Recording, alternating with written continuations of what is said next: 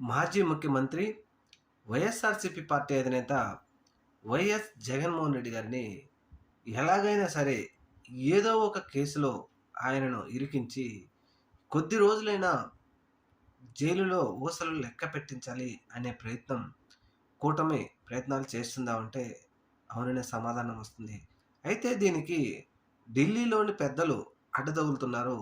జగన్మోహన్ రెడ్డి గారిని ఎట్టి పరిస్థితుల్లో అతన్ని ఇలాంటి విషయాల్లో ఇరికించి అనవసరంగా ఆయనను జైలుకి పంపిస్తే గతంలో కాంగ్రెస్ పార్టీకి పట్టిన గతే రాబోయే రోజుల్లో బీజేపీ ప్రభుత్వానికి కూడా పడుతుందేమో అని, తెలుగుదేశంతో మనకు స్నేహం అవసరం లేదు, అలాగని జగన్మోహన్ రెడ్డితో గొడవ అవసరం లేదు, తెలుగుదేశం పార్టీ అధినేత చంద్రబాబు నాయుడు గారు మనకు నమ్మదగిన మిత్రుడు కాదు అని ఇప్పుడు బీజేపీ అమిత్ షా నమ్ముతున్నారు. అందువలన చంద్రబాబు నాయుడు గారి పాచికలు పారడం లేదని అంటున్నారు మేధావులు.